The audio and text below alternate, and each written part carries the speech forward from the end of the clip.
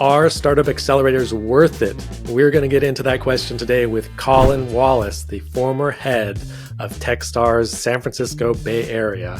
I also ask Collin, what are the differences between different accelerator programs, and what will founders really get out of each program, and more. I think Collin is the perfect person to have this conversation with because not only was he head of Techstars San Francisco Bay Area, but he also teaches Startup Garage at the Stanford Graduate School of Business, which is their in-house accelerator. And he also was a participant in Techstars as a founder, and also was a participant in Y Combinator as a founder. So he has lots of different perspectives on this topic. Collin recently left his role at Techstars to become a partner at the newly rebranded venture capital firm Lobby Capital, previously known as August Capital. I just so enjoyed this conversation with Collin. I really enjoyed getting to know him a little bit, and I think you're really going to enjoy this interview as well. First, just so everyone listening is on the same page, what is a startup accelerator and why are they important? I think the definition of accelerators has kind of changed, right? So in the early days, accelerators were kind of an arbitrage for fundraising, right? So if you didn't know someone who had access to capital, or you weren't in Silicon Valley, but you had a great idea and a lot of zeal and sort of tenacity, it was still going to be really difficult for you to fundraise, for you to sort of fuel that business. Even, if you look at someone like Mark Zuckerberg, they basically had to pack up all their things, move to Palo Alto for the summer in order to sort of get, his company off of the ground, even though he was coming from Andover and he was in, Boston, which is a great area with, lots of capital and investors and so on. There's something that is, special about sort of the Bay Area. And there's something that's, I think, challenging in terms of trying to break into those markets without having an inroad. And so in many ways, accelerators provided that. So the idea was that you'd align all of the incentives by having mentors and by having stakeholders advocate for you to investors to help you to not make common mistakes as a founder. And, you'd both do better than you would otherwise. And, I was fortunate. My first company, we went through Techstars in Chicago. We were in the first batch, the first sort of group to go through. And I had two managing directors. One was a guy named Sam Yagan, who now runs Corazon Ventures. And another was a gentleman named Troy Hanikoff, who runs Math Partners in Chicago. And the opportunity for me as a founder was that I didn't know anyone who was a venture capitalist. I knew a bunch of dentists and doctors. I knew people who owned their own business, but I didn't know any VCs, and I didn't know a lot about startups. And so the opportunity for me and many others coming through that batch was you got to learn how to be a startup founder, which is different than being a CEO. And I think sometimes those two get conflated, that like running a business is the same as running a startup. And I think the big difference is velocity, right? So a business is sort of organically growing. It has a business model and sort of very clear sense of scale and repeatability and how to do those things. In a startup, you're still looking for a lot of that, right? You're still trying to understand, like, who is my customer? Where can I find them? How much will they pay? Those are all question marks. And so there is very much a journey that you have to go on. And so I think, accelerators have served this role of helping to be a tour guide. Now, in the early days, there was a lot of emphasis on the fundraising piece. I think that's waned some, right? Like, I think it's easier to raise capital now than it ever was, largely because so much capital has accrued from the sort of bounty of tech and sort of rewards of investing and building in that space. Now it becomes a lot more about the tacit knowledge of, like, how do you build a company effectively? How do you grow it? Right? It's a lot harder to compete on Facebook or Meta and Google and others, right? And so I think accelerators are a lot more focused on the knowledge network that's created within those communities, which is, again, not just, how do you look at a term sheet? I mean, you can get that from a YouTube video. But instead, what is the knowledge that's not online, that's only going to happen at some, YC dinner, or that's going to happen at, a Techstars meetup, or, a 500, global event? Those types of things are really the benefit that you're getting from accelerators today, more so than just the capital. There's so many follow-up questions I want to ask you about Yeah, how sure. accelerators work and how they've changed. Maybe let's just start with the basics of, there are a number of top accelerators. Techstars is certainly one of them. There's also like YC, Y Combinator, and Pear VC. Now there's others, newer ones on the scene like Antler. I'm not sure if they're in the US or the West Coast yet. What makes Techstars in particular unique among accelerators? And like if a founder is trying to choose which accelerator to participate in, how should they make that decision? What should they know about the differences between programs? Yeah. So, I'm very unique and in a very odd spot in that I have done almost all of them. I think I'm the only Series A investor who's both an alumni of Techstars and Y Combinator. I was in the first class of Google for Startups, their accelerator, and we took capital from 500 Global. So kind of seen up close and personal, like many of the accelerators, obviously not all of them, but many, and certainly many of the top ones. Fundamentally, they're different products. Like I liken it very much to college, where, going to one college or another doesn't necessarily make you a better student. It's not necessarily a better program. It all depends on what you want to do. If you want to do engineering, like Georgia Tech was an amazing school for me to go for engineering. If I wanted to do art history, it probably wouldn't have been the strongest program. And so, in many ways, founders have to look at these accelerators and say, ask themselves, what are the challenges that my business faces? What are the top risks associated with my company? And how is this accelerator going to help mitigate that? Now, the nice thing about Techstars is the batches tend to be smaller, right? Each program is only 12 companies. And so you really end up very up close and personal, like with each company. At the same time, many of the programs are also very like thesis driven. So if you look at, Matt Kozlov, the managing director in Los Angeles, he runs a space program and a healthcare program. If you're building something in the space industry, his partners are the Department of Defense. They're the Air Force, right? Like they're NASA and the Jet Propulsion Lab. Like you can't imagine better partners for you. Again, assuming that the challenges you're facing are breaking into what's notoriously a hard space to kind of get traction in, right? And that is within the Techstars umbrella, and there's a lot of value there, and a lot of value that they can create for you. You may also be in the space industry and say, well, I've already got access to those things. I worked at JPL, like I have a network. What I really need is access to great talent and large sums of capital. And in that context, it might be a better fit for you to go to Y Combinator, right? Where you can go through that program. You're in this ecosystem with lots of amazing other founders. You've got Stanford, you've got Berkeley, you've got lots of VCs lining up to give you capital, right? And that might be a better option for you and help to de-risk your company. And so I think sometimes they, as accelerators, get into this fight of who's better, in the same way like Harvard fights with Penn. And it's like, guys, you're all going to win. There's no need to even sort of duke it out. Like the default is you all win. But I think in some ways it gives them something to do. It's, entertaining. But I think there's value to, be had from both. We had a very successful company coming out of Techstars, and the program was very different. There were 10 companies in my batch. I know all of them extremely well. One went on to co-found Boom Technologies. One co-founded Kin Insurance. Like one is running Brilliant.org with, Chamath and Sam on her board, right? So there's, lots of success stories from there.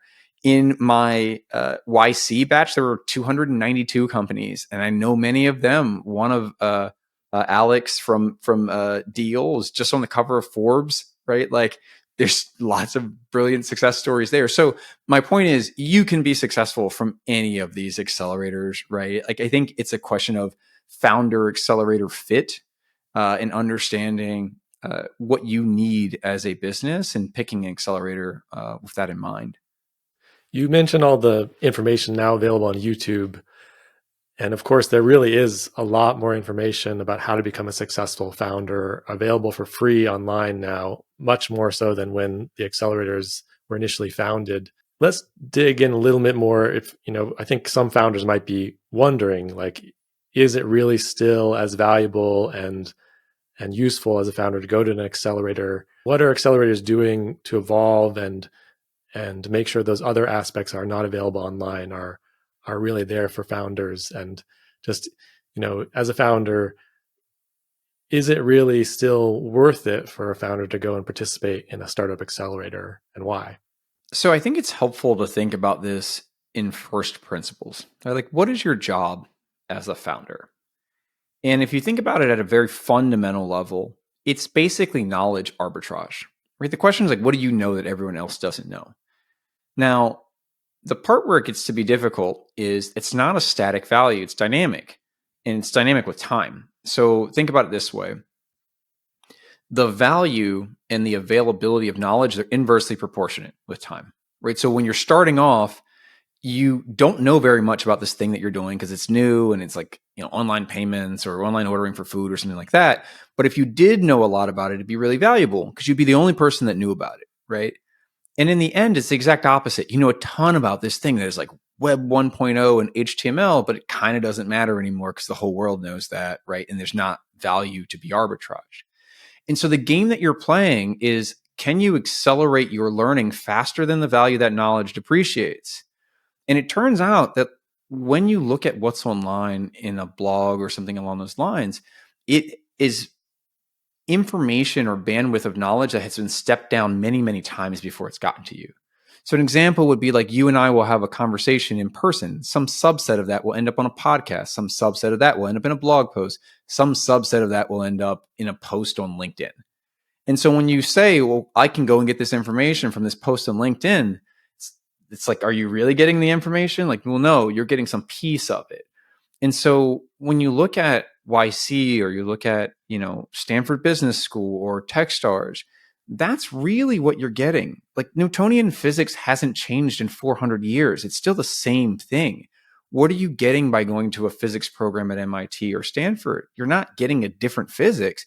You're getting a different classmate, right? And so this is the piece that is the value creator for all of the accelerators. It's not about what you're being taught. You're right. You can go and find that online or, through a podcast or something along those lines. What you're getting is that, the man or woman sitting next to you is, Alex running a $13-14 billion business that is Deal, or, Sean Harper from, Kin Insurance building this, multi-billion-dollar insurance franchise. That's what you're getting. And so, yes, I think it's important to supplement that with a foundation of knowledge, with a common vocabulary of how to like navigate the space and protect yourself and your business. But let's be clear, like the real value is created by generating knowledge that wouldn't have been there otherwise. And in sort of what you're consuming online is information. Like knowledge has to be created. You have to go out and have those conversations, think about it deeply to have conflict and have pushback. And out of that will come knowledge. And I think the accelerators are incredibly good at doing that. So it's kind of like getting it direct from the horse's mouth and having these mentors who've been in your place and been really successful potentially multiple times, and having that cohort with you who are really also exceptional founder peers next to you.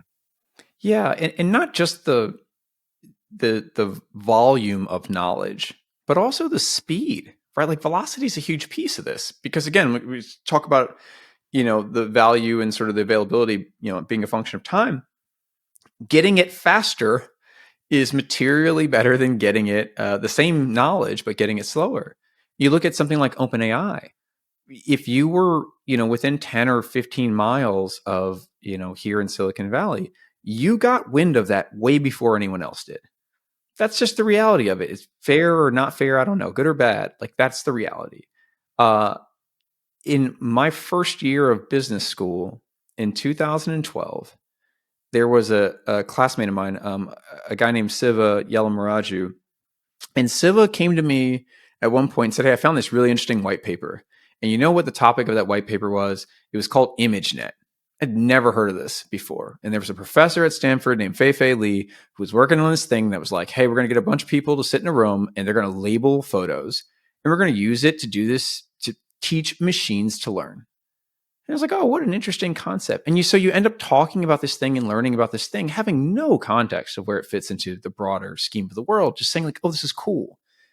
And next thing you know, you're on the front line of, this huge wave. If you fast forward, last year I did 20 plus like AI investments. When Google announced their like development partners for AI for their like Palm API, 3 of those were companies I had written first checks into. It's like literally a third of the companies they partnered with. That's partly a function of just being in the right place at the right time, right? Like getting that information before everyone else did. So I know there's a lot of like back and forth about like where do you need to be, and like yes, you can absolutely be successful anywhere in the world, in any city and so on. The game that we play as founders and as investors is twofold. It is one, a game of probabilities, right? Where we're trying to stack as much probability in our favor as possible, which is one of the things I try to do as an investor. Like, how do I tip the odds in your favor? The other is a massive power law, which like first place, billions of dollars created. Second place, no one's ever heard of you, right? And so like there's a massive premium to having that marginal advantage, marginal speed. So I do think it's important. I think you can get some of that from accelerators. You can get part of it by just the circle that you keep or people around you. I often wonder, what would be the right time to enter an accelerator? Is it when you first have the idea and your team is coming together, or is it once you have kind of a minimum viable product, or maybe is it when you've tried a bunch of things and it hasn't worked and you really need some outside help to see if you can get one more chance of really making it work? Yeah, I think the crass answer is sort of, oh, when you're ready, right? Like it's it's sort of like the standard playbook answer. You should do an accelerator when you're ready. I do think there's probably an upper bound, right? Like where most of the best accelerators, they are very adamant about aligning incentives, and what that looks like is taking equity in the company, right? Like exchanging their value and their relationships for equity in your business. There is a point where that equity cost may be too high, right? Where your company is just too mature and too established, and it's not going to generate enough value for you. I think there is another element of what timeline of value creation are you looking at? Like when my co-founder and I did Y Combinator, we had done Techstars. We had built a great company. We merged to form what became Grubhub. The company went public. We all did really well. I went to Stanford for business school. He went to run a massive team at VMware. And we didn't need to do Y Combinator. It wasn't like we needed the cash. We had a couple $1 million going into YC. I think the thing that we were looking at was the long-term benefit of it.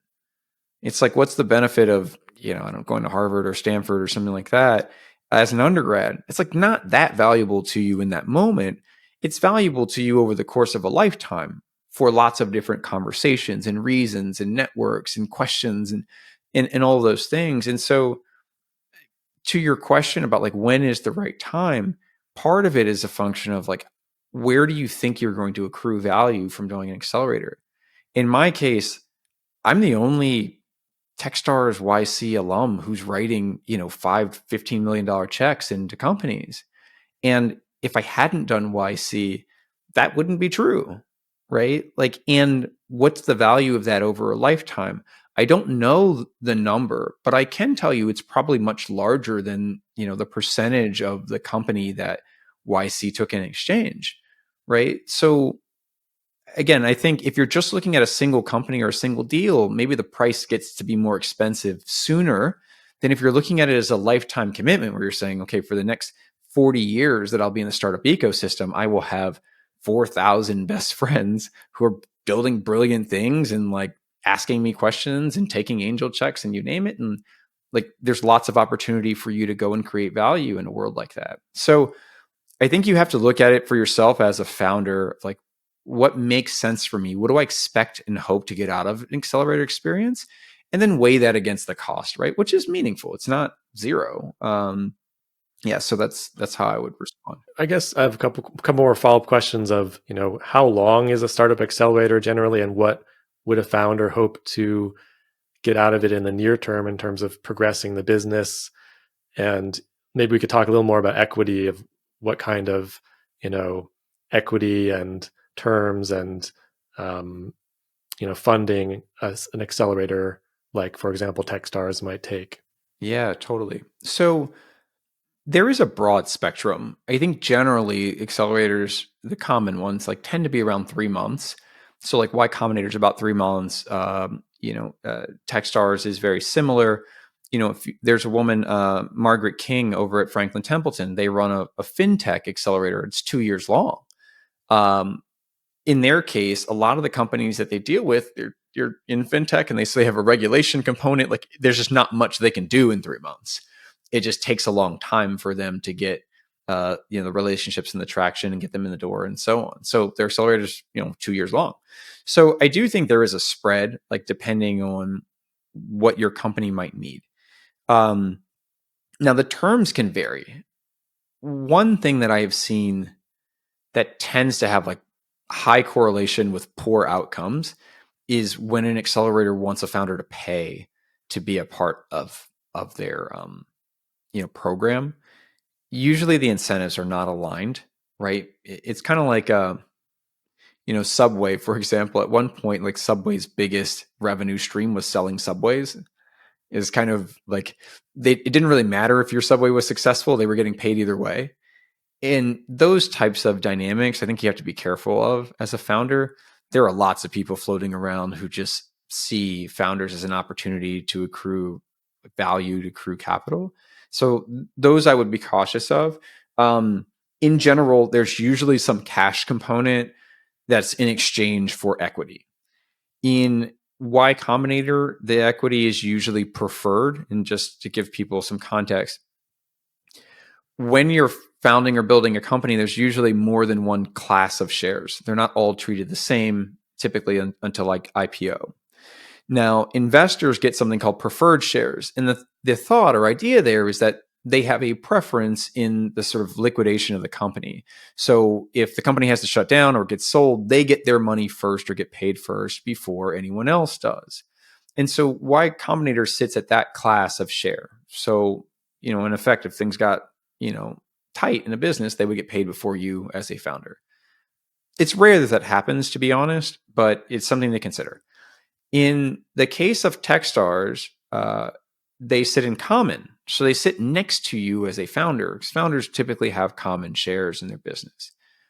The reason why this can be material is that when there are preferred shares and there is a funding event, typically the preferred shareholders are diluting the common, right? So like when you convert all of those shares over, you convert all these safes, and stop me if I'm using like terminology that's not common. A lot of people will use a safe to raise money, simple agreement, future equity, right? So we don't know the price of the business, so I'm going to give you some cash now. We'll figure out the price later when there's a lot more money at stake. When you have that funding event, what will happen is all the shares and those safes will convert. And the question becomes, okay, who gets the dilution? Who gets diluted in order to make room for the new investors? Well, the preferred investors under those safes, they don't get diluted. You as a founder do. Anyone holding common shares does. So in the case of Techstars, when you do your first fundraise, Techstars gets diluted along with all the founders. In Y Combinator, that's not the case. They are part of what is diluting you, right? At the same time, Y Combinator's typically writing you a larger check for that preferred equity, and Techstars is writing you a smaller check, right? So again, I think there's a tendency to look at like one's better or worse, and it's like, well, not really. They're just different depending on what's important to you. If you need more cash, but you're not concerned about the incentives being aligned, you think you're all on the same page, then like YC might be a great fit for you. If you're saying, well, I don't really need cash, I have access to the capital, I'd rather have a smaller batch, and I'd rather have someone in the foxhole with me day in and day out, then Techstars might be a stronger fit for you as a founder.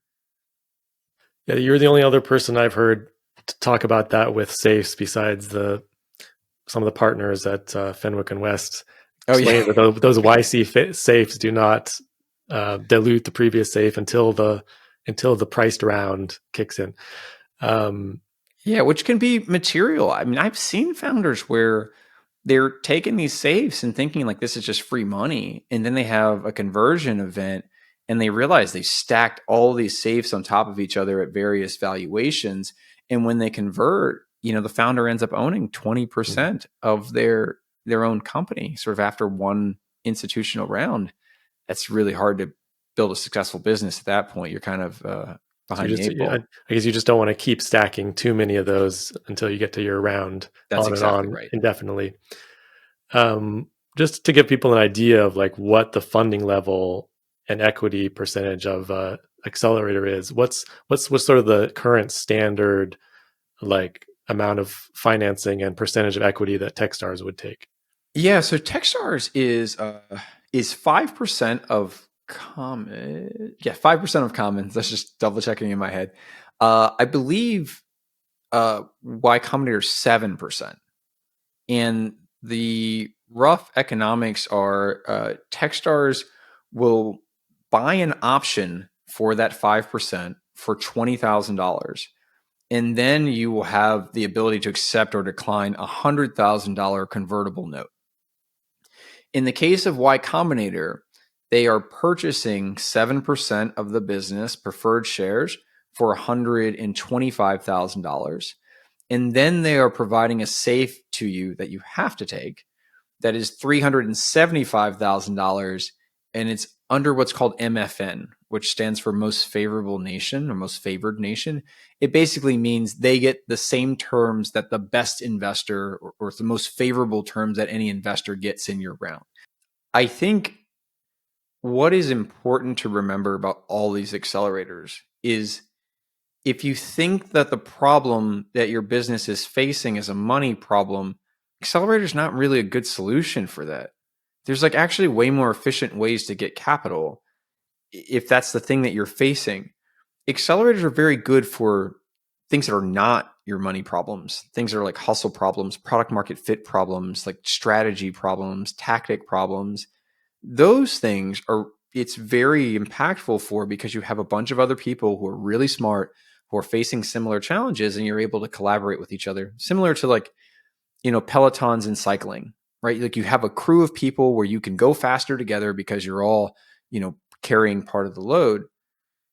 In terms of just capital, it's not really a good reason to do an accelerator. And in fact, the people who or founders who are in that situation usually come out worse off than they were when they went in, because compared to all the other founders, they end up looking worse. So you've given up this equity, but then when it comes time to fundraise, you're actually not as investable as the others because you just don't show as well.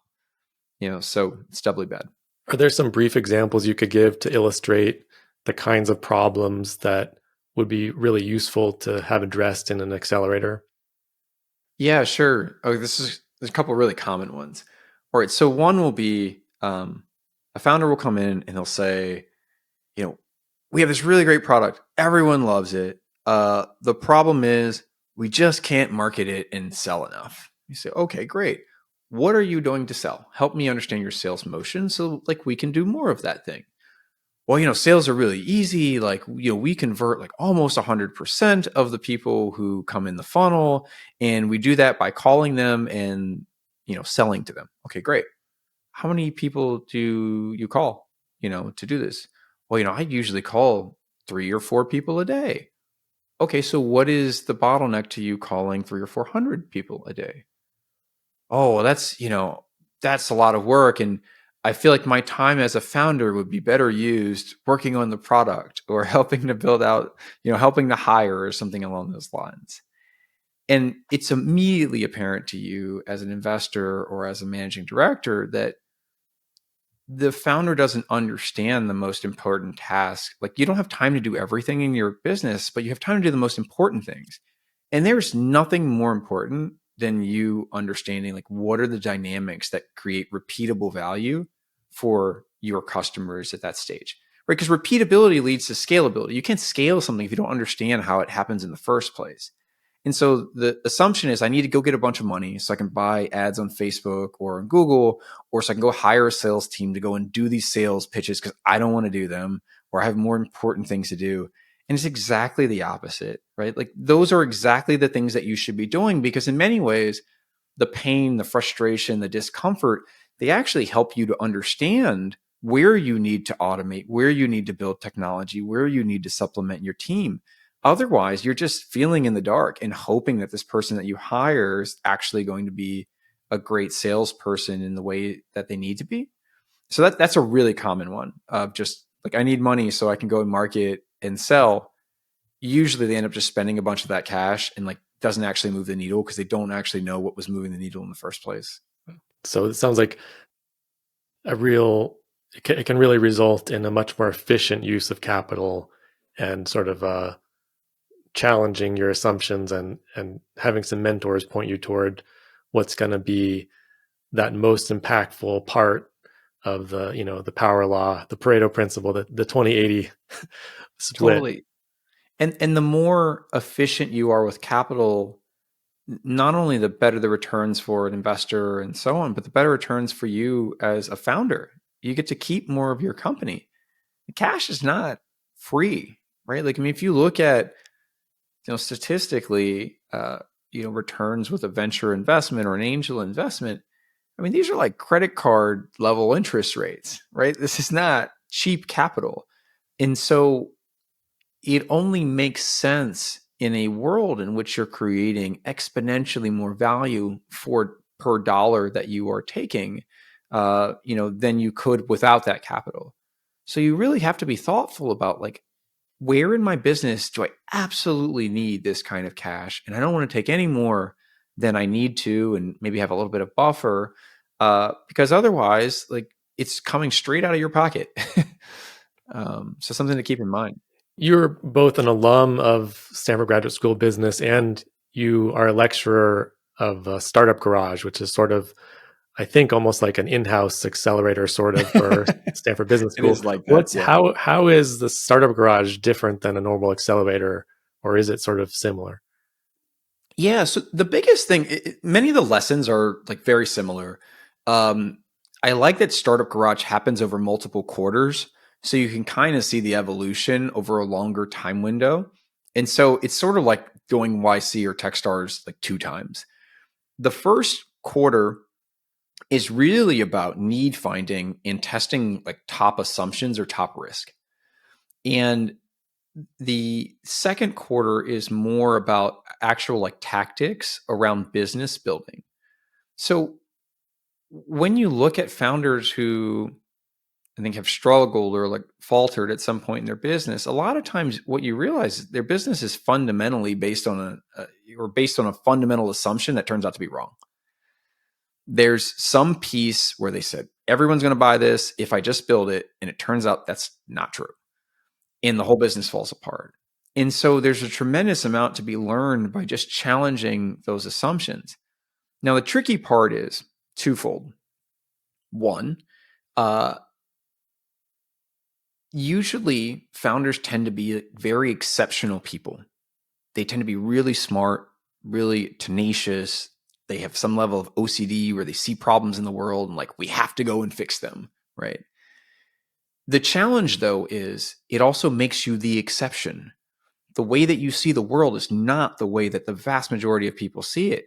And so you assume that because it's obvious to me, or because this is logical, or because it makes sense, that like that is how the world will respond. And it turns out that's like very much not the case.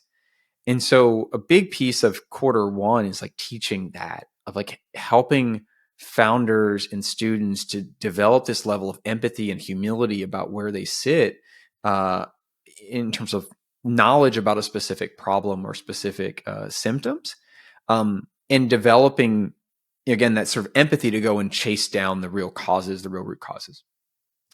The second thing that we run into in the class in that first quarter is there's some level of embarrassment about not being the smartest person in the room, right? You look at a place like Stanford or Harvard or a bunch of the other schools, most of us got there by being the smartest person, right? Like being the valedictorian, being top of your class, being the captain or president or something along those lines. And it turns out that if you want to get really smart about a problem, that you actually have to go into a room and be stupid. You have to ask those questions that seem stupid. And it turns out that those answers are where you create this biggest knowledge delta, right? Where you're able to create something that's unobvious. And so a lot of times you have really intelligent founders who are afraid to ask that question of like, wait, why are you paying for that? Why did you do that? But wait, why did they do that? Why are you using paper? Wait, let's go back for a second. You really need to have that type of conversation where you will get to something and you'll say, oh, that's surprising. Who would have thought that the constraining variable for restaurants was not their kitchen capacity, it was their seating? This was an aha moment for Tony Hsu, who was in Startup Garage and then went into Y Combinator and then built an $80 billion business on that like fundamental insight. And it turned out that insight seemed obvious from the outside that, oh no, it's the kitchens. That's why restaurants don't do more volume. And it's not. And he was able to arbitrage that knowledge into a massive company that created a ton of value for Pear and other investors and so on. So those are the types of things that, we teach in Startup Garage. It is more academic than Y Combinator or Techstars. We spend a lot more time helping them understand the skill sets and the tools. It's not about whether or not the idea is good or not. I mean, who knows, right? We're not in a position to judge those things anyway. It's more about like, do you understand how to need find? Do you understand how to prototype and iterate on it? What kinds of questions are you asking? And will the answers create a large, knowledge delta for you? Those are the types of things that we focus on. How do you recommend that your students find that kind of user empathy you were talking about in your first point? Is that just a series of potential user interviews, or how do you go about finding out what really matters to people that might not be apparent to you, that might not be similar to your own needs and desires? So I think there's kind of like three modes of value creation for founders. The first is like solution looking for a problem, where founders like, I really love generative AI. I need to go and find a problem that I can apply generative AI to. And it turns out that the outcomes for those are not very good, right? It's sort of like trying to do guess and check on a really complex multivariate problem. You either run out of time or you run out of energy before you get to an answer, right? The second mode of value creation is looking for a problem to solve. This is something like people have a hard time having food delivered. I am going to go deliver food for them. And the vast majority of companies look like that. And the value created by it is in sort of the mid-range, right? So it's moderate. The best founders in the most accretive companies are customer focused, where they fall in love with a specific type of customer and they say, I really love serving single moms in suburban neighborhoods. And it turns out the problem they have on Friday nights is feeding all their kids. It also turns out the problem they have on Saturday mornings is getting their kids to soccer practice. And the problem they have on Sundays is how to get flowers to their mom or dad for their birthday. And you sequentially go through and solve those problems. And each time you're accruing value, and they're in a synergistic way creating an enterprise for you. And so to your question about creating empathy, I think the best way to do it is to fall in love with the customer, not to fall in love with the solution, not to fall in love with the problem, but instead to say, I really want to serve Sasha, and I am going to go and do whatever it takes, build whatever it takes, create whatever solution, service, or product I need to go and create value for him. And in that way, yeah, exactly. In that way, you're able to build something that's super valuable and also enduring. And the best companies that we see around us, they all look like that, 100%. And so that's what I encourage founders to do, more so than say like, oh, CRISPR seems really interesting. I got to go find something to apply CRISPR to. That's really hard to do. If you were starting an accelerator now from scratch, what would that accelerator look like, and how would it be different than current accelerators, legacy accelerators? Or would it even make sense to start an accelerator at this point? Yeah, that's a good question. That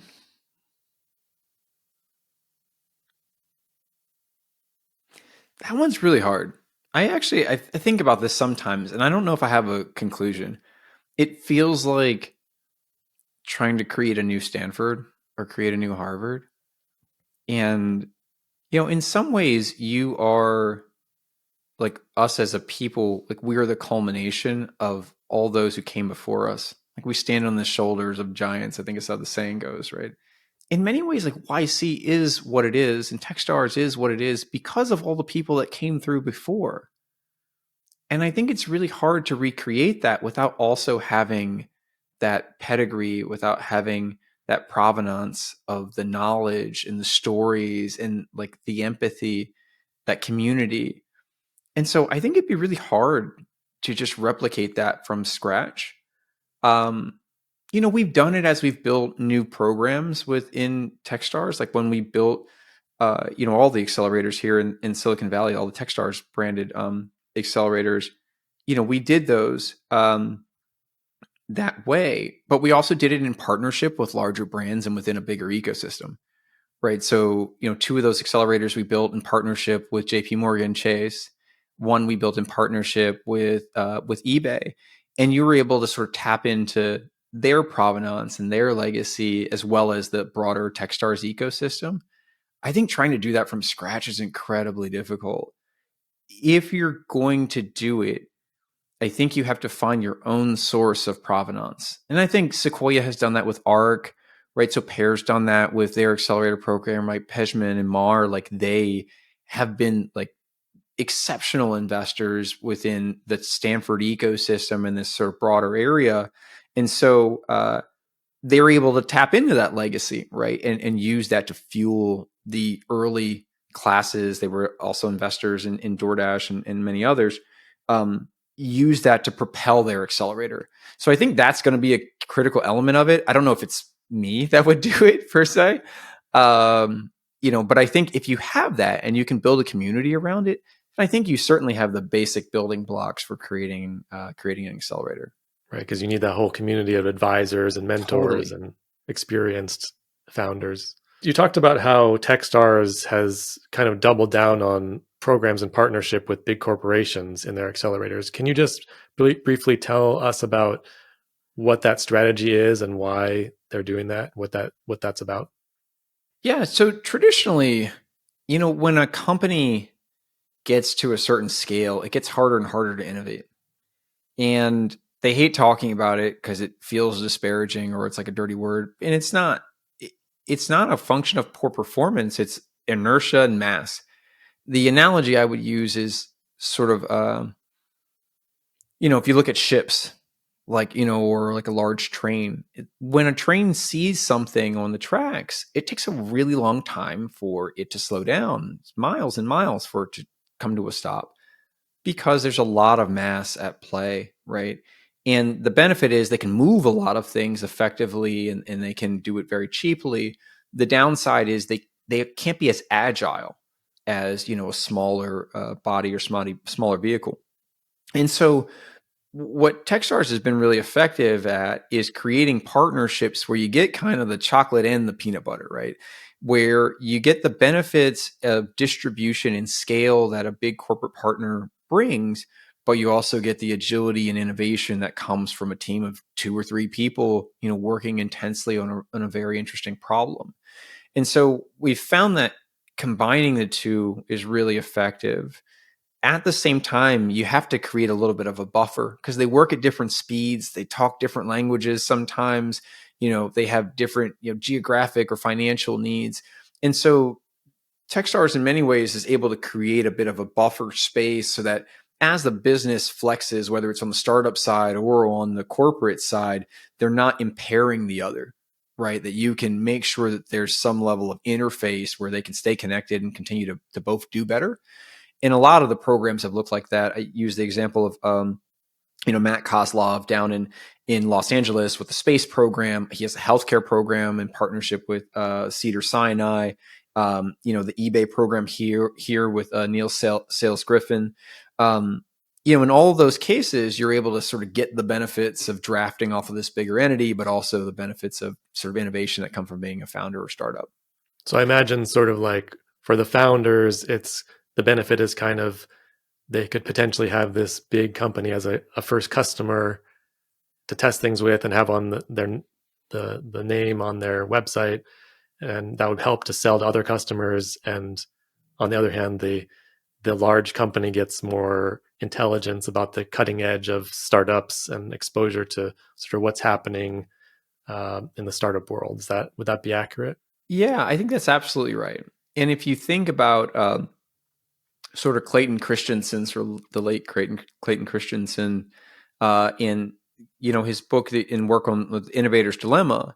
The fundamental premise is that you have an incumbent who is trying to get innovation faster than sort of the assailant is getting distribution. And it's this classic, conflict or contest of who can get there first. You have a startup who's trying to get distribution. You have an incumbent who's trying to get innovation.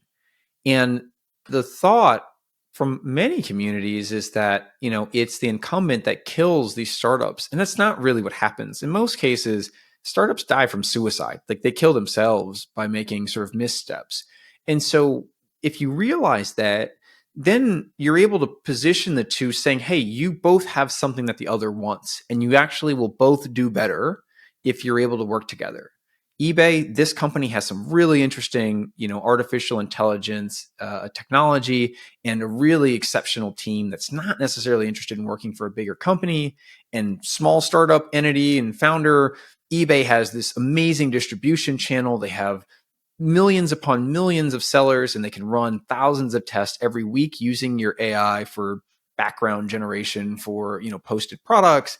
You two should meet each other. Right. And in that context, they both do better. People look at the FANGs today, or you look at, Microsoft and Facebook, and see them as, in some levels, being competitive. But people forget Facebook was one of the early investors was Microsoft. Microsoft was one of the ones that helped them break out as a star. Same thing with OpenAI here. Right. So they're not always in conflict with each other. In many ways, they're complementary, and sometimes they diverge from that and so on. But I think for Techstars and many others, helping to facilitate that relationship is a really critical and very valuable role. Cool. So does the large company in that case take some kind of a part of the equity in the deal? Yeah. So usually the large company is an investor. So when we talk about sort of the deal that gets presented for a founder, usually some piece of that capital is actually provided by that larger entity, like a JP Morgan or like an eBay. So everyone's incentives are aligned. Like, in many ways, eBay wants those companies to do as well as possible because it accrues to them in some ways, right? So there's a lot of benefits in making sure, again, those interests are always aligned. Let's move on and talk about lobby capital. So you recently left your role as the founding head of Techstars San Francisco Bay Area to move to Lobby Capital, which is a new venture capital firm in Silicon Valley. You're a partner there. Tell us about Lobby Capital. What's distinctive about Lobby Capital in the world of venture capital firms in Silicon Valley? Yeah. So funny enough, Lobby Lobby has a new name, but it's not a new firm. So in the early days of venture, there was a firm called TVI, stood for Technology Venture Investors, and there were 4 partners at that firm. They were most well known for being the only venture investor in Microsoft, sort of Microsoft name coming up again. And you had Bruce Dunleavy, you had Dave Marquardt, you had John Johnson, and there was another partner. I'm blanking on his name, unfortunately. At some point, they all decided to go separate ways after they'd made a number of investments, right? Sun Systems, like Microsoft. I think they did Seagate. One of those partners, Bruce Dunleavy, left, called up a couple of his friends, Andy Ratcliffe and others, and he decided to build a firm called Benchmark. And they took the second floor of what was the TVI office. The other two, Dave Marquardt and John Johnson, they decided to start another firm they called August Capital, and they took the first floor of that same office. In 2019, the team changed the name from August Capital to Lobby because they had created a conference called Lobby Conference that really became a bigger brand than August. And so, in aligning values and all those things like companies normally do, they changed the brand. And so, if you look at my paychecks, they still say, August Management Company. But anyways, the point is the firm's been around for a long time and has written a lot of checks and been very successful.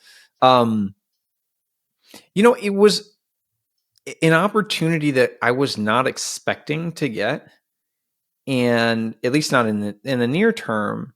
And it's one I'm really grateful to have, because I've had the opportunity to play a lot of different roles in the startup ecosystem. And you're always trying to figure out how to up level. Like, how do you do more for more people? How do you create more impact? How do you do for as many others as other people like, Sam Yegan and Troy Hennekoff did for me? And so I had this opportunity to join this platform that was the Lobby Conference, and Lobby Elevate, which is focused on, female founders, and Lobby Elevate focused for founders of color, to write material checks into companies. So we write $5 to $15 million checks into businesses and really roll up our sleeves to be able to help when they need us. And it's a fundamentally different relationship than what you have in Techstars, where you have lots of companies that you're sort of managing through the process, or same thing in YC with Mike Seibel and some of the others, right? Like, there's a large quantity, and it's hard for you to actually really dig in deep on any one of those companies. You just don't have the time or the bandwidth and mind share. And so there's very much an opportunity for us to do that at Lobby. We have 4 general partners that include me. We are industry agnostic. We don't focus on any specific vertical. In many ways, our thesis is human capital and relationships, right? It's funny because after you put money into a business, like, the immediate next constraining factor is now human capital. It is like, how effective are you at recruiting talent? Are you at recruiting engineers, at getting them in front of customers and all those things? The capital you can get from anywhere. Like, that's not unique to Lobby or any other VC fund. The question is, what are they able to help you with for move number 2, number 3, number 4 that comes after that check, where that wire ends up in your bank account? And so, Lobby's been really effective at that. David Hornick, one of my partners, he's been writing checks for 25 years. I mean, he literally built the Perkins Coie, office along with Buddy Arnheim, here in Silicon Valley. First check in the GitLab, first check in the Fastly, first for Series A into Bill.com. And what's happening is, as each of those founders, become successful, they end up spinning out a bunch of other founders. It's just part of the reason why the ecosystem in the Bay Area is so unique. It's kind of like gremlins, right? It's like each one creates 5 others, and so on. Maybe there's a more positive analogy, but anyways, I'm really enjoying my time there. Building a lot of relationships with founders, getting to learn from some of the OGs, like from Silicon Valley. It's really, really cool. Cool. Can you just tell us a little bit more about, like, what number fund are you on? What's the vintage of the current fund? What stage do you invest in? Do you lead deals? Sure. What kind of founders are you looking for? Yeah. Or do you So have any we did VC 7 investment theses currently that you're investing around? Totally. So we did 7 funds under the August brand, and we've done 1 fund under the Lobby brand. Typically, those funds are around $200, $300 million. Lobby 1 is around 250. And we typically will invest in 20 to 25 companies out of each one of those funds. We usually reserve capital to follow on. Again, our thesis is not just investing in the companies, which I think is looking for a return on capital. It's backing founders, which is looking for a return on them. And so it kind of goes back to that similar theme around, like, sort of accelerators and YC of, are you thinking long term? In that context, like, a founder will found multiple companies. You look at, like, Renee Lacerte from Bill.com. Bill.com was the second time that we backed him. It wasn't the first time. Built one company, was successful. It got acquired by Intuit. Decides, I want to build something else. Great, back you. He builds Bill.com. It's a multi-billion-dollar business today, right? So our thesis is really around, who are incredible founders working on interesting problems, give them money, give them insights, and try to tip the probability in their favor. It's not me, like, coming up with my concept of what I think AGI will be and then trying to find a founder who looks like that, right? Any more than, like, Apple trying to create all of the apps that were going to be in the App Store themselves and then saying, okay, this is what we want, go and create this. What did they do? They gave the tools to the community, and they created a bunch of things, and they said, that's cool. we want to support that. We want to highlight that. We want to put that in our WWDC, conference. So our thesis is more like that. And I think it's proven, certainly in a sense of returns, but also in the sense of the number of IPOs and the relationship that we have with founders and what we've been able to do. So it very much resonated with me, like having been a founder multiple times on the other side. You literally ask yourself the question of like, what has worked well for me? What would I want in an investor? And then you find 3 other people who are living their lives the same way, and it's like a match made in heaven. So $250 million fund is rather large. Is that what stage are we talking, like Series A and B? Yeah, so we do exclusively Series A. Sometimes we have what I would call like late seed. These are like founders where they kind of have post product market fit. They're usually serial founders. They've done something before, but very much like companies who, have a sales motion in place. They have the, early team in place, and they're making, pretty big strides there. Series A, we will follow on with existing companies, but we typically don't come in and invest for the first time in Series B. Is 250 million normal fund size for that stage in the Valley, or is that larger than normal? Do you make larger percentage equity investments than normal? I wouldn't say so. Like target ownership for us is usually 15 to 20%. I think that's pretty standard. I think you will see sometimes funds make more investments, a larger number from a larger fund. Usually that's the response to not necessarily having as high of a hit rate. Like you need to take more shots in order to, sink more of them. So we haven't had that problem traditionally. So I think the fund size works pretty well. The other piece that, is important to remember is companies, the good ones, are becoming more efficient with capital. Like they are actually being smarter about how they build their teams, or maybe building remotely or dynamically, right? Like they are creating real value earlier in the business and real milestones. So in some ways, having smaller amounts of capital does 2 things. It forces founders to flush out all the problems that are not money problems and only solve, money problems with money. And then the other part is it's pushing them to drive to better and bigger metrics sooner. These are things like, ARR or retention. You're seeing more focus on that than you did probably 3 or 4 years ago. And so, 3 or 4 years ago, you were probably raising a larger fund, and a lot of that was just ending up in Facebook or Google. It wasn't necessarily accruing to real value in those businesses. How many companies would you invest in out of this lobby fund 1, and what percentage of your initial investments out of that fund have already been made? Yeah. So we'll typically do around 20 to 25 in a fund. I think in fund 1, we probably have another 4 to 6 that we'll do out of this fund. And then, continue to grow from there. What percentage do you hold back for follow-on investments? What's your sort of follow-on policy? Yeah, we'll typically hold around 40% as follow-ons. I mean, as you can imagine, the rounds get to be bigger as the companies grow.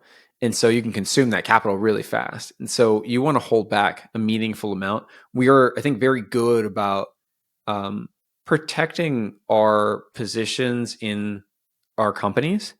We want to make sure that we have a voice at the table. We want to make sure that we can protect our founders as well. And all of that's incumbent on, continuing to maintain ownership. And so, we reserve capital to be able to do that. I think we're very good at continuing to support and back our founders. Sometimes they also get into trouble, and you need to have, there's a lot of companies out there right now that, need a little bit of cash to make it to the next round, or, to do other things. And so we want to make sure we have enough dry powder to help. You mentioned that you're sort of sector agnostic. Does that include both B2B and B2C startups? Yeah. If you look at fund 1, like, we have a company, Pharos, in our portfolio, which is probably the best solution for evaluating the quality, not just quantity, of code committed by engineers, right? So you have this, era that is AI, and lots of solutions that are helping engineers be more productive, but then there's not great methods for measuring how productive they are, right? So these kind of become empty promises until you can actually put empirical values on it. So Pharos does that. It's the team that literally built Einstein at Salesforce, so sort of the AI program, and they're very much on the B2B side. They are very much AI driven and so on.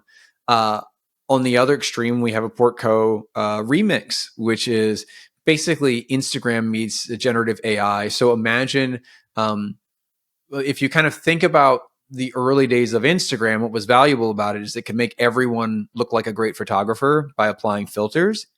And you have this similar element within Remix where you can create generative art and then someone can remix it by editing the prompts. So you have this sort of element of almost improv, or like yes-anding someone's artwork in combination with being able to create amazing pieces of content without having to be an AI engineer. And it's very much consumer driven, right? So that product came out, I think 1.5, 2 months ago, and it's basically rocketing off the charts. Wow. It's completely orthogonal, right? But interestingly enough, a lot of the dynamics in these companies at this stage are very similar. Like they haven't really gotten to the point where they materially diverge from each other. At the Series A and at the seed, it's like many of the problems you're facing are still the same problems, whether it's B2B, whether it's like, healthcare, whether it's biotech, it's like, are we building the right culture? Do we have enough capital? Where's value being created? What are our unit economics? Right? These are all the same questions. And so in the later stages, yes, it becomes absolutely really important to be laser focused with investors who are investing on the basis of their knowledge about your specific vertical and so on. In our case, we're investing on the basis of, are you a really smart person who's creating knowledge faster than the value of that knowledge is declining? Can we tip the odds in your favor? And can we help to fuel your business with human capital until you're able to get liquid? Like those are the questions that we're answering and asking. And if you answer positively on all of those things, then we're going to try and write you a check. All right. So before we get to the bonus round, let's talk a little bit more about your personal and career background. What else should we know about how you got to where you are today? So I think a lot of people ask this question of how do I get into venture capital? I think to start, people assume that venture capital is like this very easy job that you just kind of show up and you have a very like leisurely lifestyle and it doesn't require you to work really hard and sacrifice. And it's just not true at all. I work just as hard as a VC as I did as a founder. It's in different ways. Like that is true. I use different parts of my brain, but the intensity of the work is just as high. There were kind of like two common paths to VC. Like one is you build something that's interesting and compelling, either as part of a bigger company or you build the company yourself, and a bunch of the people, leave and go build other things, and you want to invest in those people, and so you end up as part of a venture capital fund or entity investing in those people. The other is you kind of get on this train of pedigree. Like you go to a Wharton or a Stanford and you do 2 years at Goldman, go to business school and you come out and like you become a venture capitalist. Maybe you go to a consulting firm and then become a venture capitalist, something along those lines. I think where it's challenging is for people who don't fit either of those rubrics, right? Like you don't have to be those things. It just makes it much harder because a lot of this job is pattern matching. And as they are hiring into these roles, there is a lot of pattern matching where you're looking at what has been successful in the past. Things I would recommend, for other people is I think if you immerse yourself in that ecosystem, you will find opportunities. And it has to start from a place of being willing to give first, right? Being willing to go and create value in anticipation of an opportunity, as opposed to in exchange for an opportunity. I think fundamentally trying to, break into this space as a quid pro quo doesn't really work. I was not looking for a job or looking for an opportunity. I was teaching Startup Garage. because I thought it was important to try to help other founders and give value to many of the mistakes that I made and give homage to the generosity of people like, Sam and Mike Seibel and Troy Hennekoff and so on. And in the process, I was able to build relationships that ultimately landed me where I am today.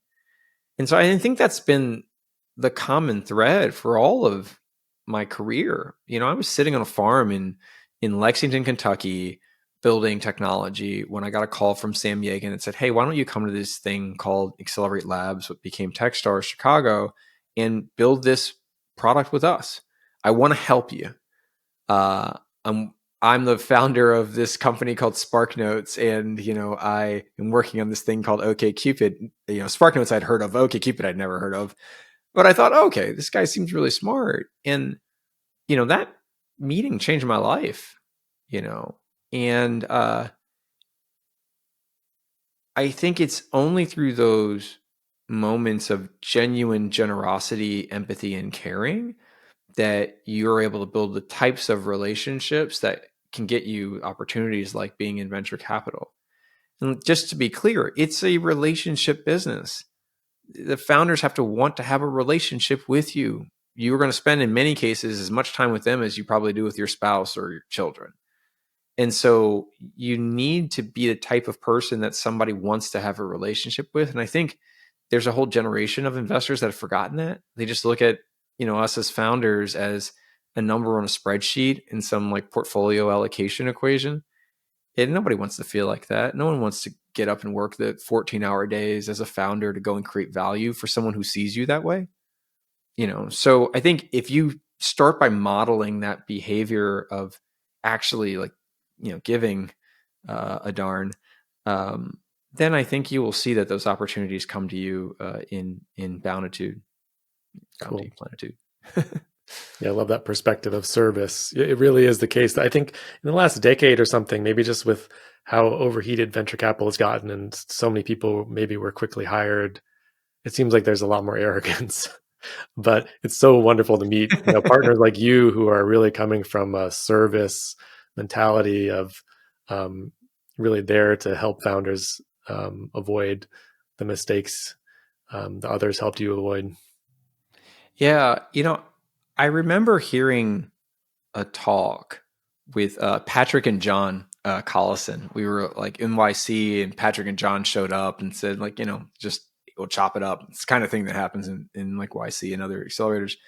And Patrick was answering this question about one of his favorite books, and it's a book by a guy named James Carse called Finite and Infinite Games. Super boring, super dry book, but really interesting. And the premise of it is there's two types of games in the world. One is a finite game where the objective is to end the game. And the other is an infinite game where the objective is to keep the game going. And when you apply a finite game strategy to a finite game, you have lots of fun, right? Like playing Monopoly, you take everyone's money, you win, game is over, and everyone had a good time. You're playing tag, which would be like an infinite game, and everyone tags each other, and the goal is to keep it going. You apply a strategy in accordance with that, and everyone has a lot of fun. When you get into trouble is when you start to apply an infinite game strategy to a finite game, or finite game strategy to an infinite game.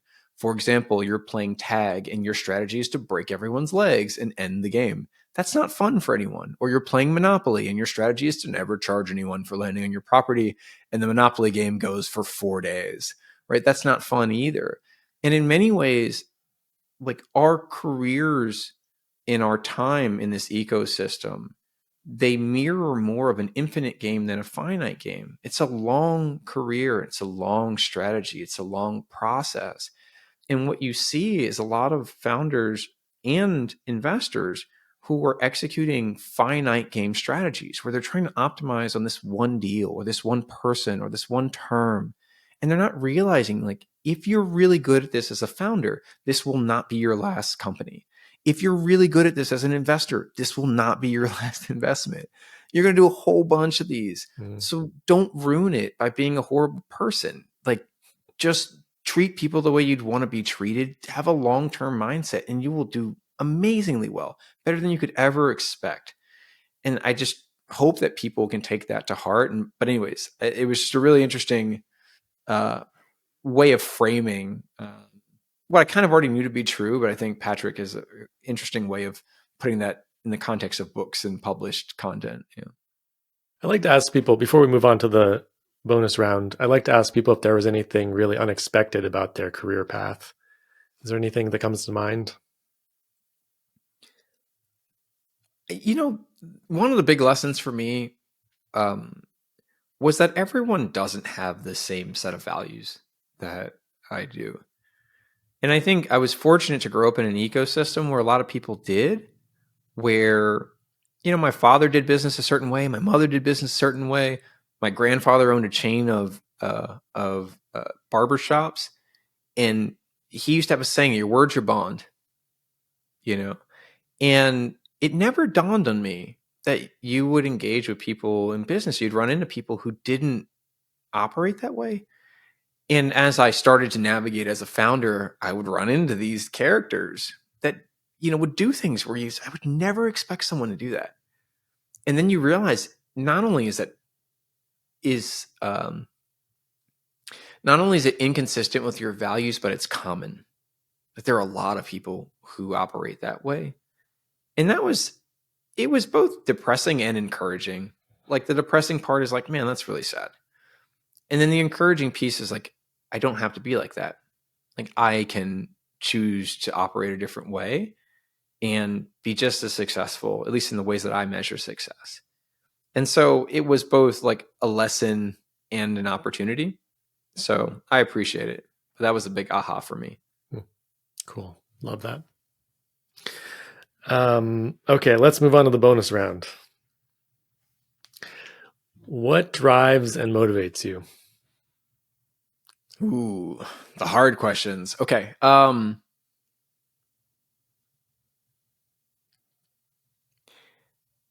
I feel a lot of pressure and a lot of drive to justify how fortunate I've been, to give homage to those opportunities. I came from a world where most of the people who look like me didn't have opportunities like this. I have a cousin who's in prison basically for the rest of his life. And we're the exact same age. We're like 1 month apart. And, we're like friends on WhatsApp. We chat with each other and so on. So I get to understand sort of what goes on in his life. And he is me minus a couple of decisions. It is literally like that thin of a margin. And so in many ways, when I get up and I go through my life, which is a very privileged life, and I have opportunities and access and those kinds of things, what's always floating in the back of my head is, how do I use this opportunity and privilege that I've been given to create as much value as I can for the world and for my community? And it's probably the biggest thing driving me, for my family, for, my sort of immediate family and my parents, my siblings, like my overall community. I've been given a lot, and I don't know if I deserved it all, to be honest. And I want to make sure that it counts, that it wasn't wasted on me. And that's probably the biggest driving force for me. What excites and inspires you? I'm super excited about the founder spirit. It's just such a cool place to be. Like, I just think founders are so cool. I didn't see myself that way, to be honest. But like now that I'm kind of on the sidelines and sort of more of a coach and less of a player, I just think it's the coolest place to be. Like being able to come up with the craziest idea you could possibly imagine, get people to give you millions of dollars to go and do it, fail incessantly, and then every once in a while get it right. And like for all of that to work together in concert, I just think it's so neat. And it's, again, not a common opportunity. Like the thing that I've gotten to do as a founder and that many others get to do as founders, I mean, it's really something special. And so it's one of those things I just get super jazzed about. Imagine founders probably like see it in my face when they talk to me. Like, I'm more excited about what you're doing than you might be. Which maybe not a good sign. But yeah, that's one of those things that gets me super jazzed. I mean, I just see so much cool stuff, like where people who are really smart working on really interesting things. And the sad part is I can't invest in all of it. Just like don't have the ability to. But man, the fact that people are working on it is just really inspiring and cool. What's something about you that most people wouldn't expect? Ooh. Uh, I speak Chinese randomly. Uh, I learned it in anticipation of sort of meeting and wooing my wife. And funny enough, I learned Mandarin Chinese and I tried to pick up my wife, and turns out that she speaks Cantonese Chinese. So it was kind of all for naught. But the good part is my daughter now, she speaks both Mandarin and Cantonese and English. And so kind of worked out in the end, but I feel like people are always like very surprised when we're at some Chinese restaurant and like I'm the one ordering in Chinese. Do you hold a view on something that most people wouldn't agree with you about? Ooh, I'm sure I do. Um, it's weird because I watch I watch these congressional hearings about like the state of discourse on college campuses. And I just thought to myself, it's really sad that we've gotten to this place where it's almost like people can't have a conversation about what they believe.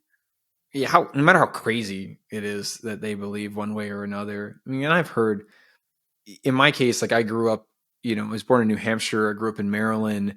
I went to school in Georgia, started building my company in Kentucky, moved to Chicago, went to business school in California, and intermittently went back and forth to China to run like small factories. And so, when Obama got elected, when Trump got elected, and all these like things, my Facebook feed looks like a bag of Skittles. It's just like full of red and blue and purple and all kinds of stuff. And when you actually have conversations and people, then you can contextualize what they say and what they do. But you have to start with building that relationship, like actually genuinely caring and listening and so on. And it just feels like people have stopped listening to each other. It's more just like waiting for their turn to speak at someone. And so, it I think in many ways that noise has clouded like all of our perceptions of like what do you believe, what is it okay to believe and not okay to believe, and I think I'm still trying to like work my way through those things, and I think it starts with being educated. It starts with genuine discourse, and that's what I've tried to focus on now. And so, nothing that's top of mind in terms of something I believe that maybe others don't, but I do believe it's important like to challenge your beliefs, and that means interacting with people who maybe don't share the same view of the world that you share. And so I'm trying to do a lot of that. What's some advice you would give your younger self? Focus. It's so hard to do, especially for founders, because there's some level of OCD as a founder that drives you. Like you literally walk past a problem and you say, I have to fix this. And 8 billion other people in the world have walked past that exact same problem and said, forget about it. And the ironic part is you need to have that bug in order to get started, but you need to turn it off in order to survive. Like the ability to build your company is really a function of you looking at things that you know are wrong within your business and being able to ignore them, be able to focus in on the things that actually matter. And it's very challenging. I think I had a really tough time with that when I was starting off. And I see a lot of other founders, I think, struggle with that. And I think the reason focus can be hard for founders is because it feels like it's constraining your optionality in the short term. And the thing you're not acutely aware of is that it expands your options in the long term. It's kind of like like a garden hose, right? Like if you want the stream of water to go really fast and to be really effective, what do? You take your thumb and you stick it over the nozzle and you constrain the opening. You actually limit the area that water can travel through. And what happens? The stream gets smaller, but it moves a lot faster. And if you project out 10 or 15 feet, what happens? That spray actually gets much wider than it would have been if you didn't have your thumb over the opening. And it's the exact same thing. I didn't realize that when I was younger, because you don't know what it looks like to sort of project out 10 or 15 feet. You kind of just see what's right in front of you. But, as I look back on it now, I say, like, man, there were opportunities to really focus in, pick up velocity, and sort of narrow the scope. And you probably go faster, further, and have more optionality. But, I had a lot of fun. So, I think there's a balancing act of the two, but that's what I would say is got to focus. When you're gone from this earth, what would you like to be remembered for? I think I'd like to be remembered for having made the time here count. It's incredibly short. And I mean, there's nothing like having a child just sort of put a clock on the wall, because you literally blink and they've grown like 3 inches. And it's one of those things you just become acutely aware of. And so I think when it's all said and done, I think if people are able to look at my life and say, Collin got as much out of the hand that he was dealt, whether it was health, happiness, opportunity, access, resources, talents, whatever it was that I got, that I took it and I made the most of it. And I used it for the benefit of myself and my family, my community, and hopefully the broader world.